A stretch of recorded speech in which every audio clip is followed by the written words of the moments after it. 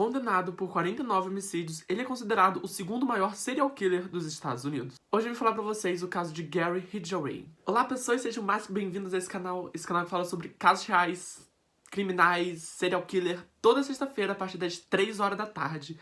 Se você já é inscrito no canal, seja bem-vindo a mais um vídeo. Se você não é inscrito nesse canal, não sei o que você está fazendo que ainda não se inscreveu nesse canal. Se inscreve nesse canal, compartilhe para seus amigos, deixe seu like. Hoje eu vim falar sobre o caso de Gary Ridgway, um dos maiores serial killers dos Estados Unidos. Ele foi condenado por mais de 49 assassinatos. É bastante, gente. Mas então, chega de enrolação, chega de blá blá blá, sem mais delongas, simbora pro vídeo. Gary Ridgway, também conhecido como Green River Killer, foi um assassino serial killer dos Estados Unidos. Ele foi oficialmente condenado a 49 assassinatos. Embora ele tenha sido condenado a 49 homicídios, ele confessou para evitar a pena de morte mais de 70 assassinatos. Exatamente. O que o torna o segundo maior serial killer mais sanguíneo de todos os Estados Unidos em mortes confirmadas. Muitas de suas vítimas eram mulheres, geralmente adolescentes, mortas entre os anos 1980 a 1990, no estado de Washington. A maioria das vítimas de Ridgway acredita-se ser trabalhadores sexuais, ou seja, as prostitutas, e muitas outras também em situações vulneráveis, como adolescentes que fugiram de casa. A imprensa deu esse nome para Gary Ridgway, o assassino do Rio Verde, ou Green River Killer, porque as primeiras 5 vítimas encontradas pela polícia foram encontradas ali perto do Green River. A maioria das vítimas de Gary Ridgway foi feita por estrangulamento, muitas vezes usando suas próprias mãos ou um cinto. Gary Ridgway livrava-se dos corpos jogando eles nas margens do rio ou em áreas arborizadas, e ele voltava frequentemente para esses lugares para ter relações sexuais com os cadáveres. E agora sim eu vou explicar quem era Gary Ridgway. Gary nasceu no ano de 1949 no estado de Utah, na cidade de Salt Lake City, nos Estados Unidos. Ele era o segundo de 3 filhos de Mary e Thomas Ridgway. Sua vida na casa era um tanto quanto perturbada. Alguns parentes descreveram a mãe de Gary Ridgway como sendo uma mulher extremamente controladora e dizendo também que ele viu várias brigas entre os pais enquanto vivia na casa. Mais tarde, ele disse aos psicólogos de defesa que quando ele via sua mãe era um misto de sentimentos conflitantes, como amor, tipo atração sexual e até mesmo ódio. E ele também disse que fantasiava em matá-la. Gary Ridgway era um adolescente e um estudante pobre e ele sofria bullying por ter um QI abaixo da média e também sofrer com dislexia.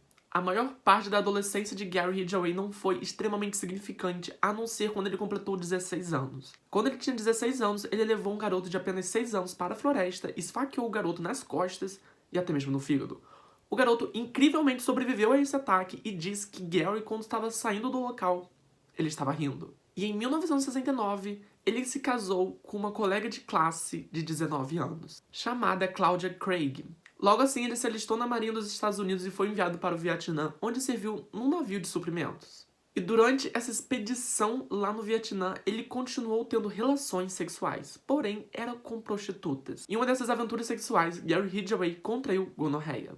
E quando retornou aos Estados Unidos, ele conseguiu um emprego pintando caminhões, onde ficou com ele há mais de 30 anos. Literalmente, ele foi preso e trabalhava ainda nesse local. Porém, o relacionamento com a Cláudia acabou e ele se casou novamente, com Marcia Winslow. Nesse relacionamento, ele se tornou um religioso fanático, porém, ele continuou tendo relações sexuais com prostitutas. Suas ex-esposas e suas ex-namoradas alegaram que Gary Ridgway era viciado em sexo, e ele exigia ter relações sexuais com elas diversas vezes ao dia, muitas vezes em locais públicos ou em florestas.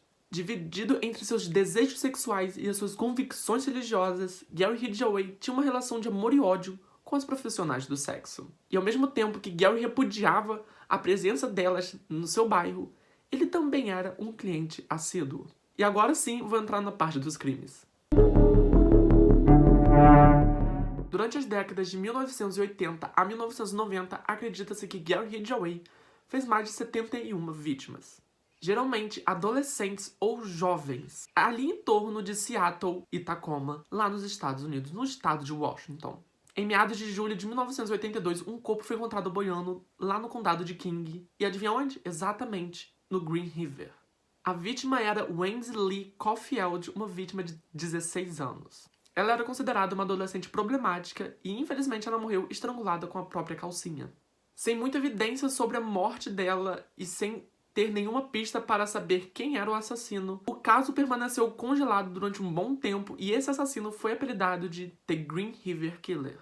O departamento de polícia do condado de King não tinha como saber que a Wendy seria a primeira de muitas outras ocorrências de morte lá no condado de King e ali nas proximidades do Green River.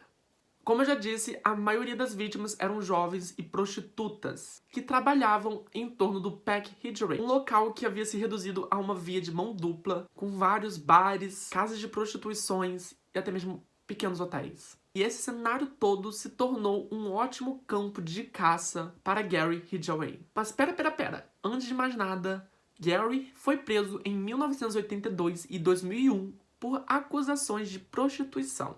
Isso antes deles saberem que Gary era o assassino. Ele até mesmo se tornou um dos falsos suspeitos de ser o assassino em série em 1983. E em 1984 ele foi submetido a um teste de polígrafo que ele passou sem maiores dificuldades. Por volta de 1985, ele começou a namorar com uma outra garota. O nome dela era Judith Mansell e eles se casaram 3 anos depois, em 1988. Em uma entrevista dada em 2010, Judith afirmou que muitas vezes Gary Ridgeway saía mais cedo de casa para conseguir horas extras no trabalho. E depois que Gary foi descoberto, Judith até mesmo falou que provavelmente ele assassinava várias dessas mulheres enquanto ele ia nesses turnos de manhã cedo. E realmente ele matou. Segundo Judith, ela não desconfiava de que Gary era o assassino do Rio Verde.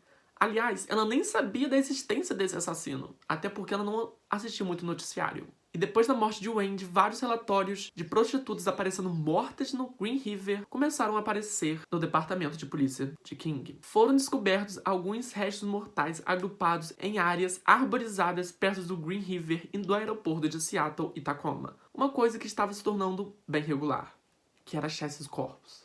E se lembra que eu disse que ele cometia necrofilia lá no começo do vídeo? Então, ele muitas vezes voltava para esse lugar para ter relações sexuais com essas vítimas. Ele até mudou alguns corpos de local para poder dificultar as investigações e poder ter relações sexuais. Ele até mesmo disse que, com ele tendo essas relações sexuais com esses cadáveres, diminuía a atração dele por outras prostitutas e isso, consecutivamente, não tinha mais vítimas. Se é que faz sentido. E agora sim, vamos falar um pouco sobre as investigações desse caso. Com o constante desaparecimento de mulheres, a polícia decidiu organizar uma força-tarefa para descobrir quem era esse cara que estava matando essas pobres pessoas. Em 1987, a liderança da polícia mudou, assim como o rumo das investigações. Foi criado 2 listas de suspeitos, a A e a B. As pessoas que tinham mais chance de ser o assassino iam direto para a lista A, e as outras ficavam para a lista B. E adivinha só, Gary estava na lista de suspeitos A. Ou seja, ele estava nas prováveis lá, que era o assassino. Isso se dava pelo fato dele ter tido 2 encontros no início de 1980. Aquele lá em 1982 e um outro incidente. No início do ano de 1980, ele foi denunciado por uma prostituta após ela ser agredida perto do aeroporto de Tacoma, ou seja, perto de alguns dos locais onde foram encontrados os corpos. Quando foi questionado, Gary realmente admitiu o uso de força bruta, mas isso foi porque a prostituta, enquanto estava fazendo um sexo oral, ela mordeu ele. E em 1982, ele foi pego novamente e denunciado por ter relações sexuais no seu caminhão. Mais tarde, eles descobriram que a prostituta era Kelly McGuinness, uma das vítimas de Gary Ridgeway. E em 1983, o namorado de uma dessas prostitutas viu a sua namorada entrando em um caminhão idêntico ao que Gary tinha. E ele reconheceu isso. E novamente, ele foi dar seu depoimento. E novamente foi feito um teste de polígrafo e ele saiu livre. E detalhe, em 1984, ele foi pego novamente após contratar serviços sexuais de uma policial disfarçada de prostituta. Ele foi levado para o interrogatório e novamente aceitou fazer o teste de polígrafo e novamente ele passou. O teste de mentira não é muito bom, não. Porém, incapaz deles mudarem Gary Ridgeway para a lista B, eles realmente botaram ele na lista A porque ele realmente era um forte suspeito. Os investigadores começaram realmente a ver Gary como o principal suspeito e começaram a ver as cargas horárias, os dias que ele saía do trabalho mais cedo, ou chegava mais cedo no trabalho, ou quer dizer, era pra chegar mais cedo no trabalho, e coincidiram exatamente com o dia dos desaparecimentos das vítimas. E realmente, várias prostitutas que trabalhavam lá na Peck Hathaway viram Gary passando no seu carro por lá. E lá era uma das linhas que ele passava para ir para o seu trabalho. Em 1987, a polícia decidiu ir até a casa de Gary, fazer novamente um teste de polígrafo nele, porém, dessa vez, ele concordou em dar amostras de saliva e de cabelo para fazer um teste de DNA. E agora sim eu vou passar para o dia em que ele finalmente foi pego, porque essa investigação tá me dando nos nervos já, de tanto teste de polígrafo que tem. E em 30 de dezembro de 2001, Gary Ridgway foi preso pelos assassinatos de Marcia Chapman, Opal Mills, Cynthia Hinds, Carol Ann Christensen. A evidência foi de que todos os testes feitos nessas mulheres deram positivo com o DNA de Gary. E mais tarde, eles pegaram amostras da tinta spray que estavam nas vítimas e também do mesmo local onde Gary trabalhava, e essa combinação deu positiva, revelando umas 3 outras vítimas. Os oficiais de polícia temeram que só o teste de DNA não pudesse incriminá-lo realmente, até porque a tecnologia ainda estava em desenvolvimento. Eles entrevistaram suas ex-esposas e suas ex-namoradas e descobriram que uma dessas ex-namoradas foi levada no mesmo local onde vários outros corpos das vítimas foram encontrados. E no seu julgamento, Gary sabia que enfrentaria pena de morte. Ele decidiu fazer um acordo com a promotoria dizendo que ele cooperaria com as investigações se tirasse a pena de morte do currículo dele. E durante meses, a polícia obteve vários detalhes sobre as mortes que Gary Ridgway cometeu lá em Green River.